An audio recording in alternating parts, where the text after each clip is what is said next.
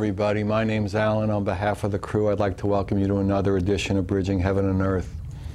Well, you know, here we are again.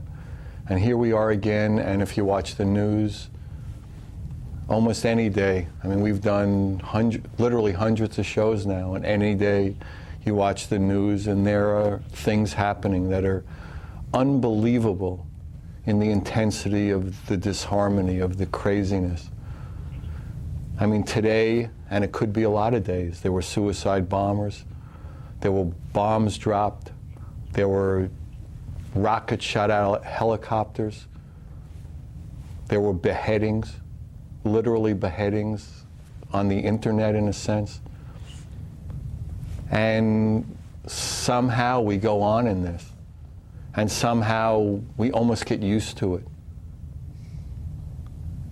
And yet, in our hearts, in our deepest part of our beings, we know, every one of us, every race, religion, age, color, creed, sexual preference, all the things that we think separate us, we know as human beings, as fellow human travelers on this incredible planet Earth, that the love is here. And we're here as a Bridging Heaven and Earth, as a show with everybody associated with, to once again announce that the love is here. And the connection between us is so much greater, is so much more vast than what we see as the differences that create these disharmonies, that end in the beheadings, in the suicide bombers, in the wars and the devastations and the ethnic cleansings and the holy wars. The love is here. We all know that the love is here. Whatever religion we follow, if we don't follow, we know in our hearts that there is an energy, call it God, call it truth, call it the life force, that connects us all, that connects us to every being on this planet, that connects us to the planet itself.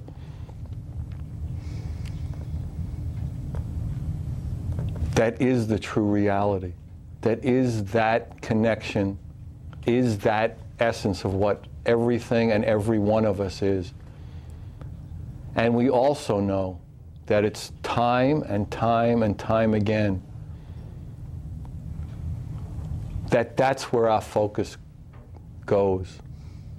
That we can't keep focusing on the differences. We can't keep focusing on the illusion of differences. The love is here. God is here. Each one of us. On the Bridging website, we are all made of love, God is love, and we are God. And that is, in essence, the truth of this life. And that's what we're here to learn, all of us, every race, religion, color, country. The differences are minute in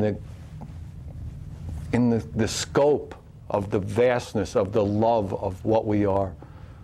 So again tonight, people have made tremendous effort to come and share their love and their gifts and their recognition of that oneness, of that connection, of that vastness, of that love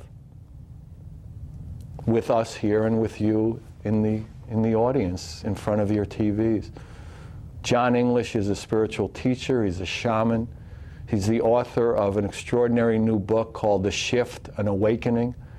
And he travels the world doing workshops on destiny, dreaming, protection, and karma. And basically, his life is in every moment of his being to vibrate that connection, to vibrate that joy, that love.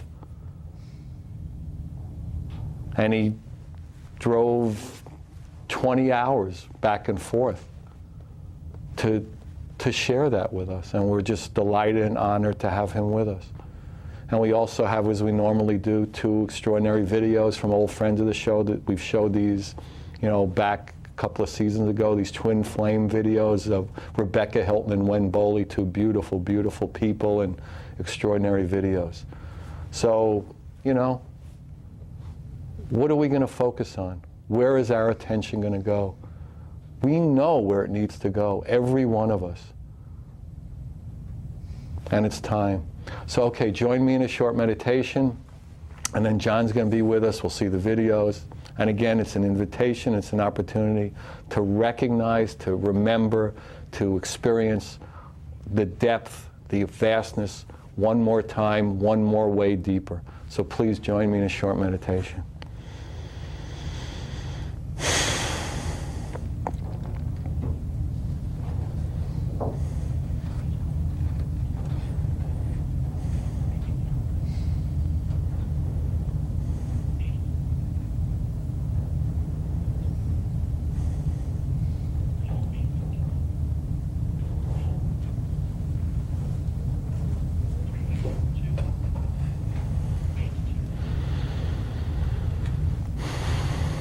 Hi, thank you.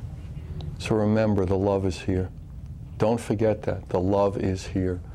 So we're going to start tonight's show with a music video by Twinflame, which is Rebecca Hilton and Wen Boley. They wrote it and performed it. It's Peaceful Warrior.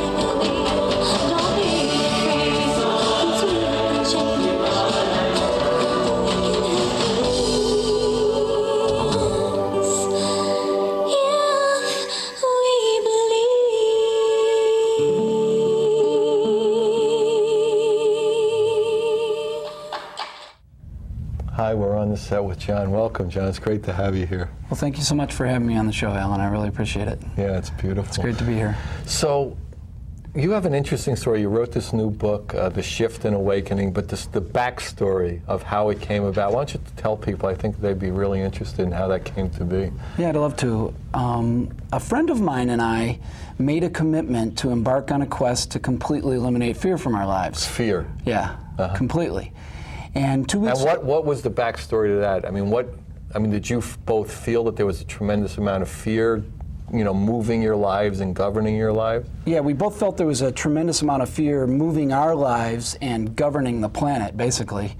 And we saw how it's used on so many different levels to control us in one way or another, and to get us to buy something, to get us to vote for someone. And we just decided it would be a good thing to do. You had enough. Yeah, we'd had enough. Uh-huh. And we saw how much it controlled us, so we decided to see if we could eliminate it. And 2 weeks later, a shaman showed up in my life and began to train me. He trained me for about 6 months and then sent me off to learn with his teacher, Alberto Villoldo of the Four Winds Society. And at the beginning of my training was when I had a dream, like in a mystic trance, that became the novel The Shift. And that's kind of the story behind it. Wow. Yeah. Wow. And so, when you talk about the shift, what exactly are you talking about? I mean, what shift needs to happen away from fear? Why don't you talk about that a little? Yeah, the shift is about the oneness that we talk about and that your program's about.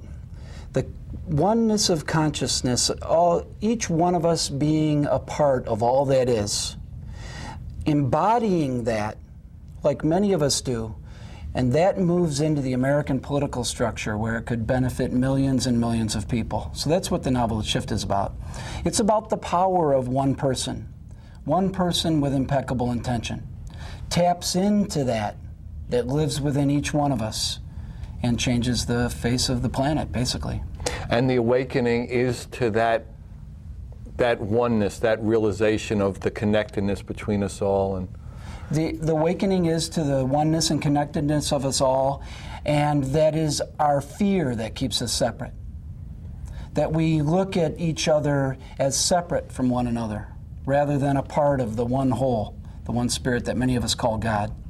And what are the ways that we can, as a species, eliminate those things, eliminate the recognition or the weight we give the seeming differences?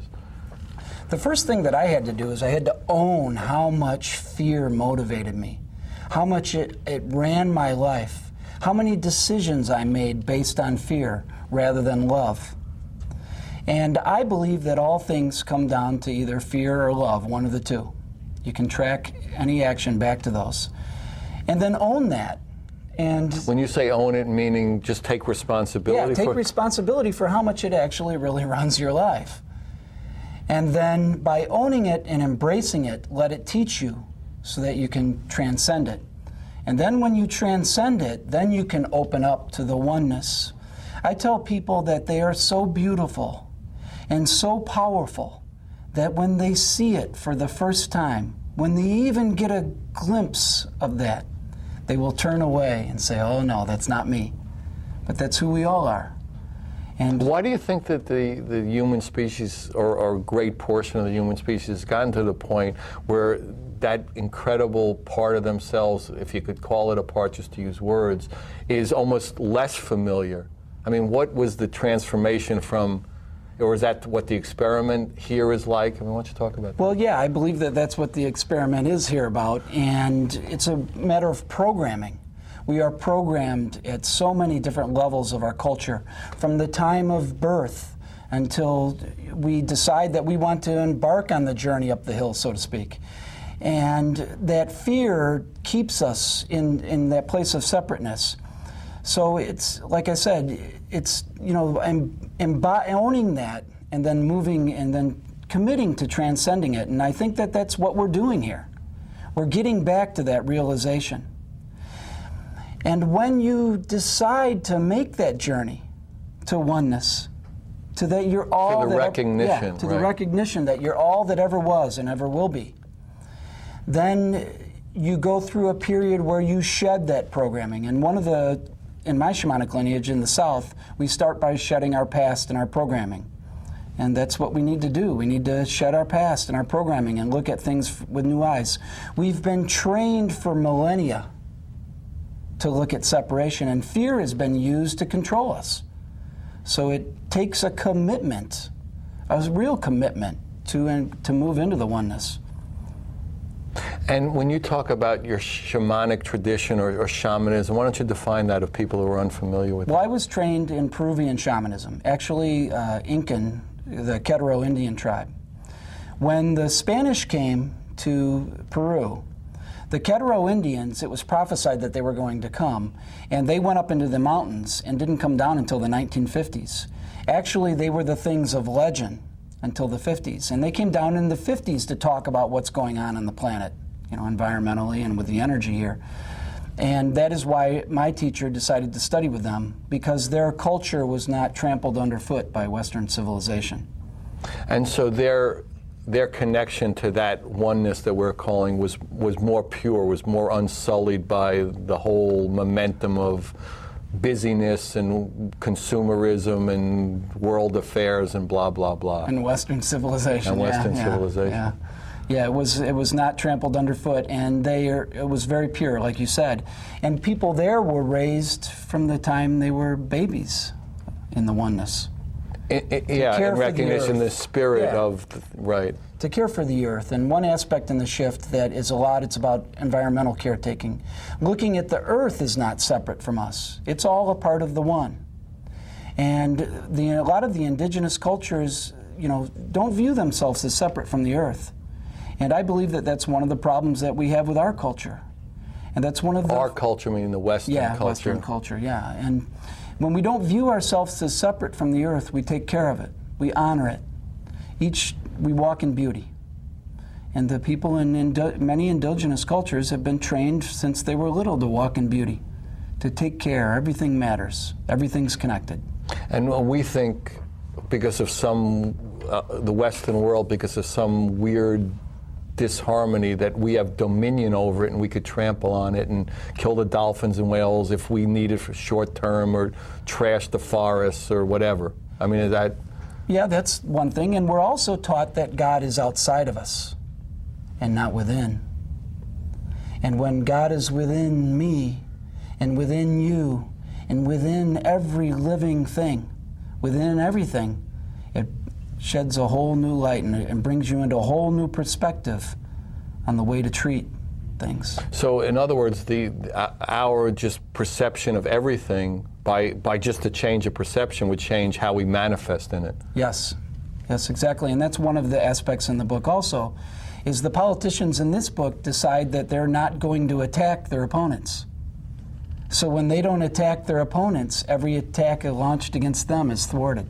It doesn't work. In other words, let's just go back a step, because part of, you know, in the text of the new book, the subtext is that a new political party's formed that, you know, deals from that place of love and oneness, and not the separation, not the different parties, but all of us together. All of us together. All of us in it together. And I see that this is what we're doing right here, right now on Earth. This awakening of oneness that we're all involved in has picked up speed and has really taken up a momentum that is incredible. I mean, people are waking up. Well, you know, as your show's expanded, people are waking up in incredible numbers, and they're looking around at the world that we've created, realizing that we do create it, and they're deciding to make some changes. And these changes are going to continue to accelerate, and it's up to us to manifest what we want. Yeah, you were telling me earlier that, you know, from this book, that there's been a movement to actually manifest a political party based on that, and it's starting to form in, you know, states and cities all over the United States. Is that right? A lot of interesting things have happened since I wrote the book, Alan. The book came to me in a dream in about 5 to 10 minutes or something like that, and I'd never written a book before, and I sat down and wrote and edited and published the book in about 1.5 years. And then things began to happen in my life. The first thing that happened is my life started to parallel the lives of the characters. So I thought, this is kind of interesting. But then, in what way? Why don't you take people through that? Well, I would get messages in dreams, in meditation, on which way to move, on something important's coming up, so you need to spend all your time writing. So I would spend all my time writing and I wouldn't have any business. And then a chance meeting would mean that I met the editor, who would show up into my life and edit the book and allow me to pay him out of the future sales. That's the same way that I met my publicist. I knew that I was supposed to go to the BEA in Los Angeles, even though I didn't want to go. The book convention. The book convention. Right. So that way, I started to get messages in dreams and messages in meditation, and because of my shamanic training, I trusted them and followed up on them. Then I wrote about the EPA administrator resigning. And then in real life, she resigned about a year after I wrote about it, for the same reason that I wrote in the book. Mm-hmm. So that one about made me fall off my chair, and that's when it really started to get interesting after that. Then what the latest that's happened is a group of people from several different areas of the country are actually going to start the Centrist Party, which is the name of the political party in the novel. And they also have had people come into their lives, and someone's going to design the website and host the website for free, so there's all these connections being made. The book is a lot about soul memory. Wait a second, I remembered this. I agreed to be a part of this before I was born. And people show up. Part of this transformation, part of this transformation, remembrance. yeah. Part of the remembrance, part of the oneness. Part of the transformation, which I believe is from this level of consciousness to the next. And so you see, I mean, and the book came out, what, 6 months ago, 8 months? Yeah, about And since that time, there's been a tremendous, outpouring of recognition in people's lives. Like, oh, I kind of remember being part of this thing. People started to look at it like it wasn't a fictional story.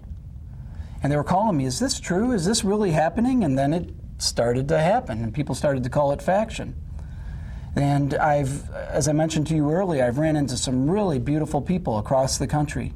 At one of the first talks I was at, a man was touched by what I talked about and started to believe in. The book is about the possible, not the probable. And in that oneness, anything is possible. And he started to embrace the possible and believe in the power that's within him.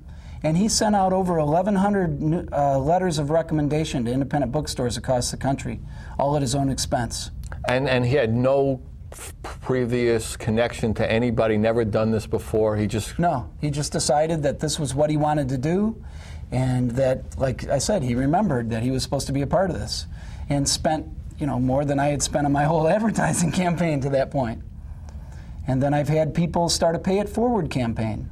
A couple from South Carolina bought 72 of the books and sent them out to everyone in their network, asking them if they were touched by the book to send it out to everyone in their network and then keep paying it forward.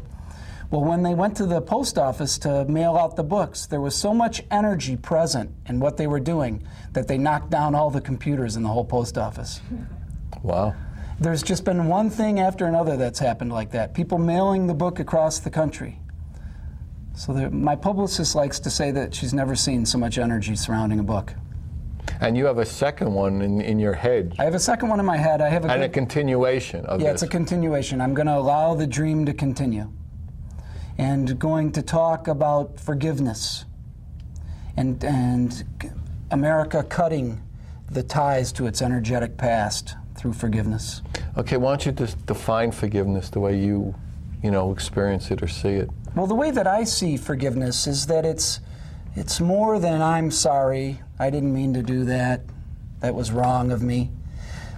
Forgiveness cuts the cords energetically that tie us to our past and allow us to transcend that which caused us to do whatever we needed to be forgiven for in the first place. So forgiveness is highly energetic. Highly energetic. And it's the intention to forgive? I mean, how do you see that? I mean, describe how the process of forgiveness would take place. Well, it's the intention to move forward unshackled from the past, in whatever form that might take. Guilt has been used. It's the other side of fear. Yeah, it's the other side of fear, and guilt is really an archer's term, which means to correct your aim. So that really got blown out of proportion. So forgiveness for me is about, again, owning. It all starts with recognition. recognition first. Recognition that there's a better way. I need to correct my aim, so I'm going to talk with whoever, I'm going to give it a voice to it if I can talk to whoever. And I'm going to decide that I need to go in a different direction, which is all about moving into that one spirit that many of us call God. And the way we can do that a lot easier is to cut our energetic past through forgiveness. So it's a matter of intention. And we were talking earlier today about that almost every path has some amount of what you call forgiveness, or you call cutting the ties to the past. And how do we live in the moment? In the moment is where life is. We're not who we think we've been or who we think we could be, but how do we come to the recognition that in the moment we're God? Yeah. So why don't you talk a little about that? Well, for me, it had a lot about letting go of everything that I think I am. I'm not my job. I'm not the father, the husband, and just embracing who I am, the greatness of who we all are. One of my teachers told me that you can do almost anything in this world if you let someone else take the credit for it. And I found out that it's true. You can. Yeah, well, then you stop taking the blame. So, I mean, you're there less. There's less of you to be, fussing around. And carry the weight of you. I think it's interesting to note that all the majority of the spiritual traditions all talk about the way. Jesus talked about the way. The Sufis talk about the way. The Kabbalists, it's the way. It's the way up the one mountain, where at the top resides a lake that is the elixir of life. And when you get there and you bend a drink and you see the reflection of how great you are, everyone else who's there doesn't care what path you took to get there. Right. The it's point all is irrelevant. You drink. Right. And there's a thread that goes through all the major religions that have a the root is always the same. Yeah, it's always the same. It's the way. It's the way. And it's interesting how we have holy wars over the slight differences that seem to come out of the same root. Yeah. I mean, that to me has always been like, what were you saying? You used an expression earlier that somebody said, like, how could it be when we're all so close or something? Do you remember that when we were driving over? Oh, about how can we expect any different? I'm not sure. We'll think of it of it at the break. But, is that same kind of thing? Is that, like I said at the open, are between people that don't even know the mountain exists. Right, and let alone even that they want to climb, that it should be. And what they see as differences are so minute, even here. Yeah. That it's shocking that we can have, the whole, the Jewish Mishigas about it, the whole craziness, the whole beheadings and holy wars and killings and ethnic cleansings.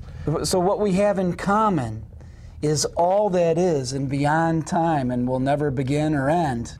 And our differences are so minute in this world of form, it's hard to comprehend.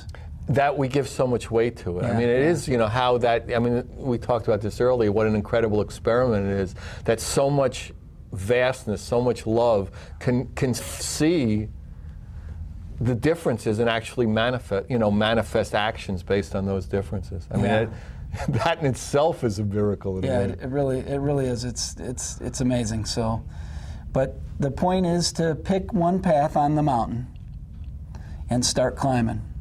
Look for the one that's the rockiest and the narrowest and go straight up the hill. Those are the most fun. It's interesting. Carlos Castaneda talked about picking the path with heart and following it to the end. Yeah. So he said that. All right, maybe what we'll do is do the other video. This is, again, Rebecca Hiltman Wenboli of Twinflame. It's called How Long. They wrote it and performed it. It's magnificent. How Long. If you would let your minds drift back in time to a critical turning point in human consciousness, a morning last September.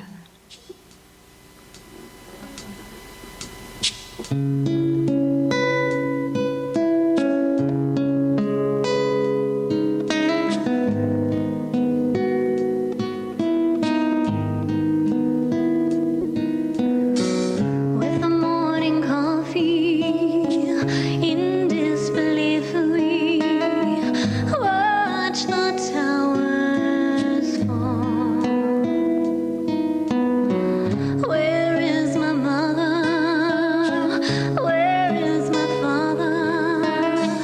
Tell me, have you seen them? And if you see my daughter, tell her how I miss her. She was so beautiful. And how long will we go on fighting among ourselves? And how long will we go on hiding for all our saviors? And how long will we go denying that we are loved? And when will we ever change? When will we ever change?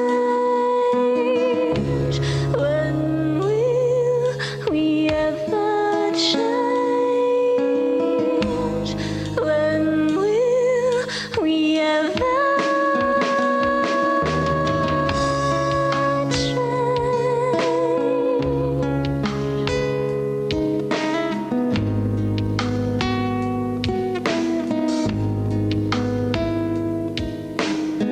And give me one good reason why a man's religion would rain death upon the world, and how any nation under God's creation could feel so separated. If me and my brothers are different colors, what does it matter?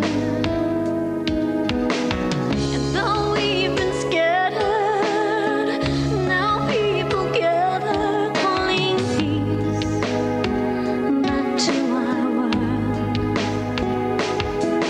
And how long will we go on fighting among ourselves? And how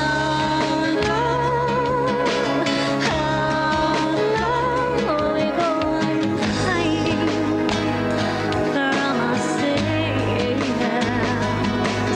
And how long will we go denying that we are loved? With the morning coffee, in disbelief we watch the towers fall. Where is my mother? Where is my father? Tell me, have you seen them? And if you see my daughter, tell her how I miss her. She was so beautiful.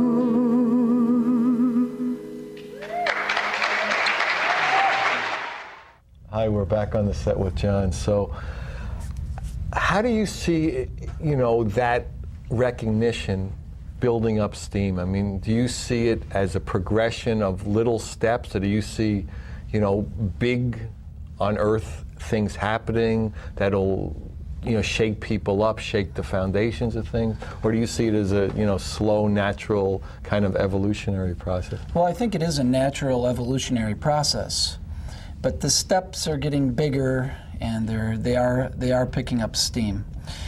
Again, if God is within, and we are a part of all that is, there's really no problem.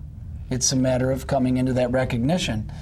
So we're going to come into that recognition one way or the other. It can be as painless and as easy as possible, or it can be more painful. And the way what I'm creating, and we all have that power of the Creator within is I'm creating an awakening that is natural and progressive, that picks up speed, but that is beautiful and doesn't involve as much turmoil. Yeah, turmoil is, creates a lot of turmoil. Yeah. Well, it's interesting because what's going to happen on the global scale is the same as what's going to happen within. There's no difference. So you can make, as we all make our awakenings and are moving and embodying that we are all that is, then the global movement will be easier also. And that's the intention, one of us at a time. Each one of us comes into a greater, more light, more love, more understanding. Then all of a sudden the Berlin Wall falls, and who caused it? How did it happen? We talked about this earlier. Yeah. Why don't you talk about like the 100th monkey, or that momentum building up, and then it looks like a quantum shift, but basically it was just one increment at a time, one open heart at a time. And when you think about it, that can really even help to open up your heart more, is that you're not responsible for your little part of the world, you're responsible for the all of it. And each and in a way there's less do, responsibility and more responsibility, like all those dualities. Like all those things, right. Like everything with duality. And in the book I talk a lot about little acts of mercy for the earth and for other people, smiling at someone and really reaching out with your heart in the supermarket. Be love in motion. Yeah, be love in motion. Make your day a meditation. And reach out to, strive to make a contact with everyone you meet. Be present with everyone you meet throughout the course of your day. It will completely change the way you look at life and the way you walk through it. And that can completely change the way we collectively walk through life. And that's the shift. Because more than like the different manifestations, although they are of value, we were talking about this earlier, it's more the vibration of it. So even if you're meeting no one that day, but you're putting out that inclusion, that infinite quality, then it's just radiating out. Yeah, it's just radiating out. And you will draw to you everything that you need to get rid of, so you can put that out all the time, and that's what rocky path. That's what's happening. And that's what we're doing right now. Yeah. We're on the rocky path some. But there's plenty of us who have made it to the top of the mountain. And I like to say these days, when you make it to the top of the mountain, you don't get to spend 20 years there like get back down. Like in the old days, Get back to chopping wood and carrying water. So. Well, we were talking about this earlier, bridging heaven and earth, and the earth and the bridge and heaven, and how we're learning to navigate and go between, in a sense, between the worlds. Yeah. And comfortable everywhere, because where is there the separation? We are not only where, but how heaven meets earth. And when we take on that responsibility, again, life changes and becomes beautiful, and we can walk in beauty. And one aspect I really like to focus in on is dreaming the world into being. I think that's the easiest way to create the world we all want to leave to our children's children and their children, is by dreaming it into being. It's very powerful because it removes us from our adult mind. And that's one of the reasons. And we become childlike again, in the sense of and innocent, and in pure, that right? Pure in our power. We become the meek that will inherit the earth. Not the weak, the meek. There's the meek, right? A big difference. Big difference. Yeah, powerful, very powerful. And so that's why so many of the indigenous cultures practice dreaming and dreaming the world into being. Because they knew they know from experience that that's the easiest way for us to create, to manifest in this world. So if we want to be having shows like this 200 years from now and on an earth that's more beautiful than the one we live on now, it's possible if we accept responsibility and dream it into being. And why don't you talk about the process of dreaming it into being? How would, the millions of people watching going, yeah, gee, it's a good idea, John. How do I do it from this moment on? So why don't you help us all out there? Well, like with the book, what I did is I received this dream about how things could go completely different here right now. And I just began to focus on that dream and daydream about it. And think about and visualize the kind of world that I wanted to leave to my children. And I know they're going to want to have children someday, and what my grandchildren would want to inherit. And I was given a dream about it, how it could specifically, the shift could move into the political structure. And I just began to dream about that happening and tap into the energy of that dream, the excitement, the passion of it.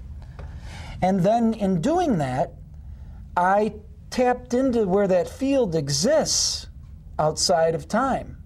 And then it started to manifest. And that's why I believe that all these things are happening, like this new political party and people saying, why can't we have these things? Why can't we have a beautiful environment and a thriving, sustainable economy? There's no reason we can't. Why can't we have a tax structure that makes sense? All these other things. Why can't we use the love that we practice in every other place in our lives in that arena also? I just tapped into the dream and began to visualize it. And one of my favorite ways to do it is drive along in my car and listen to my favorite music and dream about what I want to do in my life. I used to drive along in my car daydreaming about being on TV shows like I'm doing right now. Wow, was it like this? Yeah, it was just like this. Wow. So what it really dream works. that Yeah, was. yeah. It really works. Very powerful. Yeah, it really is. I mean, because you line up with your intent and then there's no separation. Yeah, there's no separation, yeah. And it's fun to dream. It's fun to, to return to being a child, where anything is possible, almost anything. Well, it's interesting, and we've talked about this so many times on the show, is that, we have so much reason about that this works because of this, and, that this fits in because of this, and then we forget that we're hurtling through space on a ball, and almost nothing really makes sense. I mean, it's completely unreasonable, the whole thing of it, the whole experiment of it. So then we pick this piece of infinity out, we cut it out and say, well, this is reasonable. It's like, under what theory? Only because we cut it out. Yeah. And we said that there's an end, a beginning and an end, and there is none, in the sense of our understanding of it. So, but it's interesting, you were talking earlier, and sometimes, people in the spiritual path or people shaman, have a thing with that passion is bad, or fire. And I know that, you don't necessarily think that one way or the other, but that there is something to be like, passionate about your dream, passionate about your life, passionate about every breath of your life. Why don't you talk about that a little? Well, through your passion, you can direct the creative energy towards your dream without having to get in between your ears to do it, where you drain your power. The fire of your being. Yeah, the fire of your being and your passion can ignite is the power behind your dream. It's a way to tap into the power of your being and fuel your dream without having to get in between here, because as soon as we get in between here, all the reason and the duality just starts making us crazy and making us afraid and making us undecisive or indecisive. Yeah. One of the We just go for decisive it. words. Yeah. We just jump. We're ready. Yeah. And we're just born again in every moment, not in a religious sense, but in a consciousness sense. Yeah. So every moment is fresh, and we don't have a thing, we're not limited by what we think we've done before, by the type of person we think we are, but in that moment, we're God and we're infinite in that way. And that includes everything and everyone. Yeah. One of the things that we do in the shamanic training is we track our own death. So, describe that. We track our own death, the day we're going to die, who we're with, what are we doing, how old are we? Is it there in the next 20 minutes? No. Because if we have a death on the show, I'd like to know a few minutes in advance. I'm going to make it for dinner. Okay, good. So that on the day you die, you get up and you say, oh, it's a little cloudy in Santa Barbara today, but it feels good. I wonder if the sun is going to come out this afternoon. So you appreciate each moment. Right. So. I mean, I've always talked about that in a way, no one's afraid of death, it's just we're afraid of life. Because if you're alive in every moment, then at one moment you're not in that way, not in a physical form. But it's, because we don't know how to live, is that we don't really know how to die. It's just, we don't know how to do any of it in a way. Well, when you commit to being alive in every moment, it takes courage. It takes courage. It takes a commitment, but it gets easier and easier. The momentum does build. Yeah, the momentum builds to the point where you know when you're not there anymore and you want to get back there immediately. Because it feels a lot different, Oh, it feels yeah. a lot heavier, and it doesn't feel as good. Oh, yeah. To be in the fear and in the duality and the separation as the experience of the oneness, the experience of the connection. Yeah. That's what we're all looking for, all of us with all our pain and suffering. And all our everything, religions and everything. countries. We're and all looking for that oneness. We're just looking for that oneness. that recognition, that experience. That recognition. Because not the idea of it, because that doesn't get you anywhere. But the real... experience of it, which is what I love about the shamanism, because it's an experiential path. And it's time for that. It's time for us to allow, who have been living that way, to dream it moving into all aspects of our culture. Use our power, tap into the passion that we have for future generations, and allow it to, dream it into all other aspects of our culture, so that we don't have to deal with beheadings anymore. There doesn't have to be holy wars. Boy, that's an oxymoron. These things won't have to happen anymore when we don't need it. And it's time for people of power like us to dream the beauty that we experience into all aspects of our world. Well, I mean, I know you see it coming, and it's Yeah. here in a way. The love is here. Yeah. And, more and more, I mean, we were talking earlier that, 25 times a year, I mean, extraordinary people coming from all over the world with basically in one form or another the same message. Yeah. That it's here, that it's happening, that it's either, people will come in with different stories, not a shamanic tradition, but a Buddhist tradition or a Hindu, it doesn't matter, a Jewish, it doesn't matter, or no tradition at all, and say the love is here. The love is exploding, the love is, and that's what's so fun and so exciting. And for us all to work together in that and collaborate. We talk so much about collaboration. The light has come into the darkness, and the darkness can't overcome it. It doesn't say the darkness won't try. It doesn't say the darkness won't go down kicking and screaming. But again, that's up to us too. Because if we're all that is, what's the problem? I've traveled across the country talking with people. And as soon as I get done talking, the hands go up. Wait a second, how is this going to happen? Do you watch TV? I say, well, very little. I try to watch as little as possible, but yeah, I watch TV. And then I say, every mystic has talked about how God lives within, and points for all of you to go in that direction, to look within. Do you believe that's true? And people nod their heads. And then I say, well, then what's the problem? Yeah, what are you waiting for? Why can't it move into the Right. Why can't it move into the political structures of the world? I don't see any reason why It's only not. people. Yeah, it's only people. And as Right. far as I'm concerned, it's only a matter of time. And I'm on a tight schedule. I know. You faced death already tonight. So. So I want it to happen soon. So that's what I'm dreaming. Before of. dinner. Yeah, before dinner. Before we get to eat. Before dinner would be Right. good. I'll wait Right. until the dessert, but Right, you'll let it go. yeah.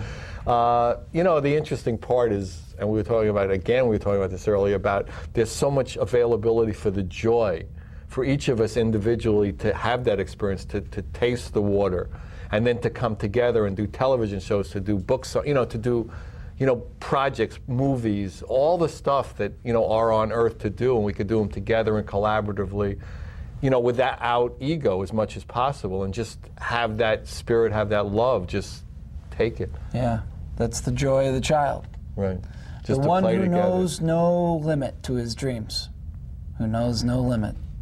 And that's a beautiful place to be, where anything is possible. And what's interesting to me is we run into resistance to that. But I realized that any resistance I ran into that was just showing me that that's the way I needed to live. More. And I dreamed a Right. political party into being, which, interesting enough, is called the centrist party, which is about your center and about coming to trust, which is an aspect of oneness, which is an aspect of God. Trust, truth, words that still mean something. Their meaning is taken, has gone through a few transformations. But the root, it's always the root of it is, that recognition, that love, that oneness, that God, that, And that's really, we want to get back through. I think you were saying earlier that there's, basically one disharmony or one problem on Earth. We could go down the road that all these things, the parties, the religions, the whatever, but it's that we don't have, each of us individually and as a collective species doesn't have the experience of that oneness, that connectedness, and that from there all hell breaks loose. Oh yeah, you can trace or track all our problems to separation. To the experience of separation, to thinking. To thinking that we are all separate, rather than we're all in this together. If I don't view myself as separate from you, I wouldn't cut you off in traffic. If I did, it would be an accident. And I would wave, sorry. Right. If we don't view ourselves as separate from one another and separate from the earth we rely on for sustenance, just allow yourself to imagine the possibilities of that. It's not that we would never cut a tree down or never. No. It would just be we would do it completely differently. Completely Consciously and reverently and lovingly. Yeah, so it's nothing. Collaboratively, in a sense. Yeah, life feeds on life. That's just the nature. That's just a reality of this realm. Right. That life feeds on life. So that's going to continue. We need to make our lives good food for God. Good food for God. And we can do that by not looking at each other as separate, that we are all one and in this together. And when we do that, then it's time for dessert. Yeah, then we were saying that the motto of the show is, we do a live show, and so when we're doing it in the central coast of California, it's going out live. Yeah. And so, doing a live show nowadays, nobody does it because it's difficult and it's hard to do, and but the crew loves doing it. They love the spontaneity of it. And then, we make tapes and it goes out to all the other cities. But we say we do the best we can, then we go eat. Yeah. We make all the effort we can do and all the concentration, and then it's done. You might as well go eat and enjoy your dinner. So. Yeah. So I've just been traveling the country and talking with people about, let's make it to the feast. We want to make it to the feast, and we want as many of us to be there as possible. So the table's been set. Let's just dream it into being and leave the separation and the ego and everything that gets in our way behind, as much as possible. And view that we are all in this together. Look at it from that perspective. As a starting point, at least. Yeah, as a starting point. And that we're not separate from one another. And there's plenty to go around. And leave the fear behind. And making that commitment with my friend to leave fear behind was the single most important decision I've made in my life. That opened the door, and then, doors started opening, and different things came into your life to just expand you further up and further in, to just bring all these recognitions and remembrances over and over and over, and deeper and deeper and deeper into your world, right? Yeah. It opened up the doors and started peeling the onion that's John English, so that we could get to what was really there. And once you get to what's really there, it's magnificent. Oh, it's the same as everyone. It's ineffable. It's the fantastic. Yeah. So again, John, thank you. It was fantastic. So we're coming to the end of the show again. The love is here. If you think you're not it, look more, look deeper, look harder, look further, look deeper in, look something. Open your eyes, open your heart. You are that love, and we're all it. So again, we love you. Thanks for coming. Come again. You are the love. Good night. God bless you.